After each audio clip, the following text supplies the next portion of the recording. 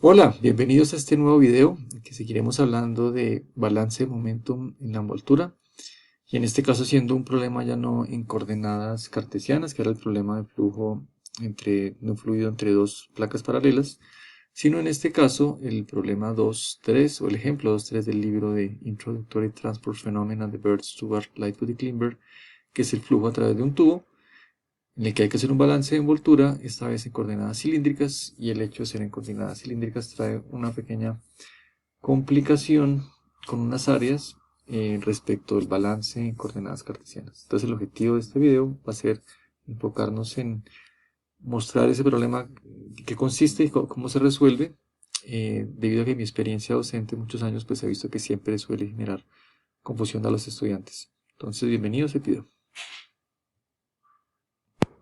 Como siempre, lo primero para resolver este tipo de problemas es entender el problema en sí mismo, ¿no? Entonces, ver de qué se trata, qué fluido es, con qué sólido está interactuando, quién se está moviendo, quién está quieto. Y en este caso, pues la situación es muy sencilla, simplemente es un tubo que aquí está representado, aquí también está representado de esta manera, por el cual fluye un fluido en la dirección Z, ¿no? Definimos nuestro sistema de coordenadas, Z hacia abajo, R para acá y θ pues perpendicular todo el tiempo a R, ¿no? Girando.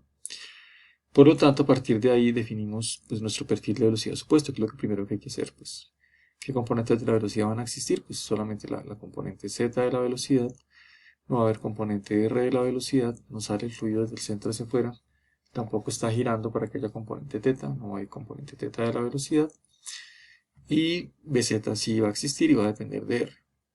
Por lo tanto, podemos ir escribiendo nuestro perfil de velocidad, el vector velocidad, ¿verdad? Entonces, siempre VR, Bθ, Bz, pero como hemos dicho, pues en este caso VR vale 0, Bθ vale 0, y existirá Bz, el cual dependerá únicamente de la coordenada R. Podrá en un principio también depender de la coordenada Z, sí. Bueno, y pues sabemos que Bz no depende de θ, porque si me paro en cualquier punto mirando el tubo, en esta dirección, si me paro a diferentes horas del reloj para un valor de R fijo, o sea, a las 12 del día, 3 de la tarde, pues la velocidad Z de cada uno de esos puntos va a ser la misma, ¿no? Es simétrico, el flujo es simétrico respecto del eje Z. Entonces la velocidad en Z no depende de θ. Sí dependerá de R, pues porque en el centro del tubo irá más rápido que más cerca del tubo.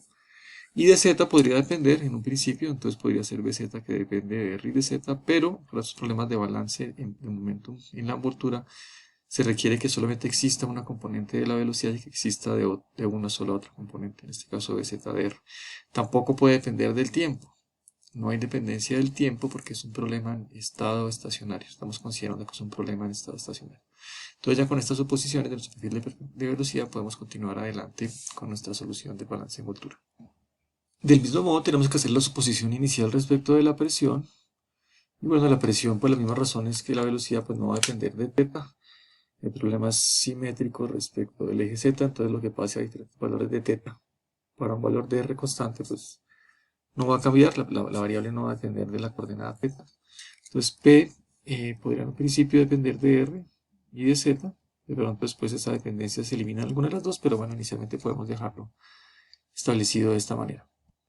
Y el siguiente paso es recordar lo que estamos haciendo problemas de balance de momentum en la envoltura. Esto es un balance de momentum. Entonces un balance pues, es una cantidad que se conserva, aplica una ecuación de conservación universal, de la que hemos hablado siempre, cantidad que se acumula, las tasas de salida y entrada, de salida y entrada, perdón, y la generación menos consumo, generación neta, ¿no? De la cantidad que se conserva. Entonces, en este caso, la cantidad que se conserva va a ser z momentum.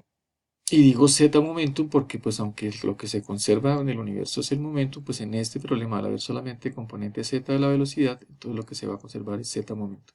Entonces, tenemos que describir este balance de esta cantidad que se conserva, que es z momentum, y lo haremos como siempre en términos de flux, ¿no? Y flux para el flux usaremos el flux total, ¿no? El tensor de flux total, y lo multiplicaremos por el área respectiva para cada uno de los casos, ¿no? Porque este flux por esta área nos va a dar el flujo. Y esos serán los términos que irán acá en la parte de flujo. Entonces la primera parte es mirar cuáles son estos phis que existen o no existen para establecerlos y multiplicarlos por el área y tener los flujos que van a ir en nuestra ecuación de balance. Para ello miremos entonces cuáles phi existen y cuáles phi no existen. No, bueno, como eso van a ser problemas de z momentum, en z momentum pues la segunda componente va a ser z. Entonces los que puedan existir serían phi rz, phi zz y, y phi theta z. Entonces miremos para cada uno de ellos qué es lo que pasa. Phi theta z, entonces ¿qué componentes tendría? Pues tendría la parte molecular, que es el tau theta z, y también hay una parte molecular que es de la presión, pero al ser presión P theta z simplemente no existe, ¿no? Porque la presión solamente existe en las componentes normales, RR, theta theta y zeta z, por lo tanto esta no va a existir, para theta z solamente me queda el tau theta z, más la parte convectiva, y la parte convectiva sabemos que es ρ por B theta por BZ. Bθ en este caso vale 0, ya definimos el perfil de velocidad que teníamos por acá arriba, no existe Bθ, solo Bz que depende de R. Entonces todo este término acá va a ser 0. Por ley de Newton de la viscosidad, tau θ z es igual a menos μ, 1 sobre R de Bz de θ más de Bθ de z. ¿Esto de dónde sale? Esto es la ley de Newton de la viscosidad, que está en el apéndice B1 del libro para que lo consulten, no hay que sabérselo de memoria.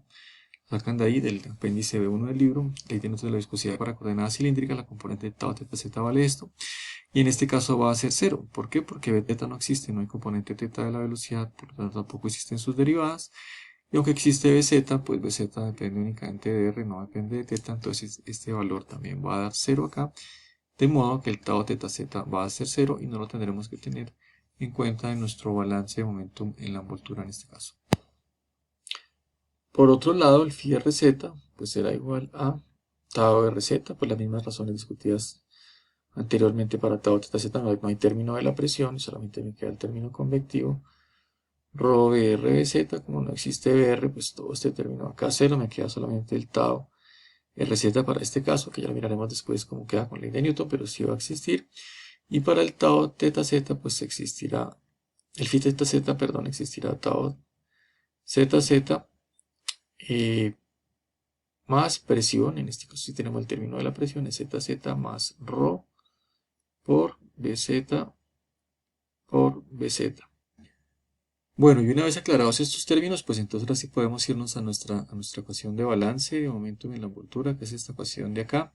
El término de acumulación se refiere a la acumulación de z momentum en el tiempo, y como hemos dicho que es un problema en estado estacionario, pues no habrá acumulación, entonces la parte izquierda de la ecuación será igual a 0. Y esta parte de acá pues tendrá que ver con los fluxos. Entonces por un lado estará el de phi rz y por otro lado el de phi zz. Phi rz pues será el flux de z momento que entra por los planos R. Entonces miremos cuáles son los planos R. Tenemos que remitirnos aquí a nuestro dibujo de nuestra envoltura, ¿no? Que es realmente el paso importante que sigue. Ahora es un balance de momentum en la envoltura, es un balance de momentum en un volumen de control muy particular que es una envoltura que es la que está acá. Y lo primero que habrá que hacer es como pintar esa envoltura, pues que es la que el libro aquí ya nos tiene pintada de esta manera. Y viene la pregunta de pues cómo se pinta esa envoltura, ¿no? Entonces la envoltura se pinta donde una dirección es diferencial, en este caso esta dimensión aquí es diferencial, ¿cierto? Esta dimensión aquí es diferencial, son delta R's. Y en las demás dimensiones, pues la envoltura tiene las características geométricas del problema, en este caso del tubo, ¿no? Aquí está fuera el tubo y aquí está por dentro de la envoltura. Entonces hay componente z a la velocidad que depende de R, por lo tanto el flux molecular que se reparte es z momentum que se reparte a lo largo de la dirección de R, ese sería el flux viscoso que se reparte, el flux de momentum viscoso que se reparte en este caso, entonces es un flux viscoso, por eso es un tau de z momento que se reparte a lo largo de la dirección de R. Entonces ese flux de z momento se reparte en R. Entonces, el flux de momentum a la dirección R, la envoltura tiene que ser de espesor diferencial en la dirección R, que es tal como la tenemos aquí pintada. Bueno, entonces una vez pintada nuestra envoltura acá, pues otra vez hay que mirar los planos de entradas y salidas. Entonces el phi rz, que es el que estábamos hablando, pues tendrá que entrar en un plano R. ¿Cuál va a ser el plano R? Pues el plano aquí de la superficie como entrada de este cilindro. ¿Y a qué correspondería esa área? Bueno, pues miremoslo acá, digamos que esta es nuestra envoltura, ¿no? Esta es nuestra envoltura, aquí la vemos, nuestra envoltura, correspondiendo a la envoltura que estaba pintada acá. Entonces, pues el plano R es el plano interior, ¿no? O exterior de esta de este tubo, de esta envoltura, ¿no? Y pues a cuál corresponderá esa área, pues sería, si yo las envuelvo más fácil, ¿no? Sería toda el área de acá, ¿no? Esta área interna de acá sería el área del plano R, ¿no? ¿Por qué es un plano R? Bueno, porque este plano, lo desenvuelvo acá, este plano, pues es perpendicular al vector unitario en la dirección R, ¿no? Entonces un vector unitario en la dirección R estará partiendo desde el centro del tubo, ¿no? Aquí está la componente Z. El R sale del centro del tubo hacia cualquier plano. Entonces siempre que ese vector unitario, ese vector que sale del plano de la dirección R se encuentra con el plano, pues es perpendicular al plano, ¿no? Cualquier punto que se encuentre ese vector que va en la dirección R es perpendicular a esta superficie, ¿no? Por eso es el plano R. Y esa superficie, pues entonces será ¿cuál? Pues 2πr, que es el perímetro, ¿cierto? 2πr, que es el perímetro, multiplicado por la longitud y por el tamaño total del plano, que es L. Entonces será un área de 2πrl, que es justamente pues lo que está dibujando aquí el libro, ¿no? Aquí están dibujándonos este phi rz, que se enfrenta a un área 2πrl, ¿no? Y está entrando en R. Y está saliendo, esta es la entrada de la envoltura, y está saliendo pues por el otro lado de la envoltura, ¿no? Está saliendo después del espesor, ¿no? Phi rz en R más delta R. Entra en R cualquier valor de la coordenada R. Esta envoltura está dentro del tubo.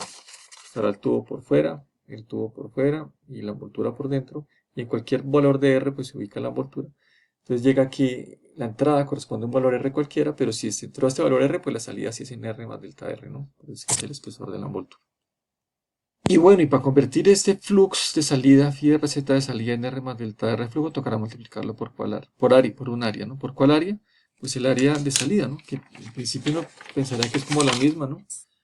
Una es la cosa, la superficie interna, el área interna de la hoja, y otra la superficie externa, ¿no? Una es 2πrl y la otra va a ser es 2πr más delta R, ¿no? Porque el perímetro de la de afuera pues es 2πr más delta R. Y entonces ya llevamos esto aquí todo a nuestro balance de envoltura. Entonces tenemos un phi rz que entra en R y un phi rz que sale en R más delta R. Y acabamos de ver pues que las dos áreas no son las mismas. El área de entrada y de salida de flux de aumento no es la misma cosa, que no pasaba en el problema de placas paralelas. Y aquí está precisamente uno de los puntos importantes y diferentes que quería resaltar en este video. No puedo factorizarlos y multiplicarlos por una misma área porque no es la misma área la que están afectando, ¿no? Por la que están entrando. Por entrando y saliendo. Este entra por 2πr y este está saliendo por 2πr más delta r. Son áreas diferentes, aunque se parecerán mucho, sí, porque este delta va a ser pequeño. Yo no tendería quizá a eliminarlo, podría ser. Pero la regla que les voy a enseñar hoy en este video es que cuando uno tiene cantidades diferenciales o cantidades pequeñas, sumándose antes de eliminarlas, es mejor hacer un análisis, porque lo que sí es mejor eliminar son cantidades pequeñas que se elevan al cuadrado. Y ahí sí, cuando se elevan, si es pequeño y se eleva al cuadrado, y si da muy pequeño, y ahí sí puede justificarse el eliminarla, como ya lo vamos a ver. Muy bien, y pasamos entonces a ver qué es lo que pasa con el phi zz, qué es lo que pasa con nuestro amigo phi zz. El phi zz, pues por ser phi zz, pues estará entrando por un plano z, ¿cierto? Va a ser el z momentum que entra por un plano z. Entonces, ¿cuál va a ser el plano z? Bueno, el plano que es perpendicular a la componente z. Aquí está la dirección z, entonces esta donita de acá, ¿cierto? Que va a corresponder con esta dona o este anillo, como lo quieran llamar. Este anillo de acá, ¿no? Este anillo de acá va a ser esta área de acá, ¿no? Que pues esa área vale 2πr delta r. ¿Por qué? Pues una forma de verlo es que esto es 2πr, ¿no? El perímetro interno es 2πr. Y si multiplico por delta r, pues tengo el área como de ese rectángulo, ¿no? De ese rectángulo, ¿no? Un rectángulo como si yo desenvolviera el anillo. Tengo un anillo acá y lo desenvuelvo. Y bueno, pues un anillito acá. Yo lo desenvuelvo. Pues entonces sería como el área de un rectángulo, ¿no? Entonces esto sería un delta R. Y el de adentro, esta área de acá, este pedazo de acá sería un 2πr, ¿no? 2πr. Y el de afuera es realmente 2πr más delta R, ¿no? 2π. poquito diferente, entonces otra vez uno tiene como la tendencia ahí a querer de pronto simplificarlo y decir esto como que vale cero y entonces el área 2 pide report delta R.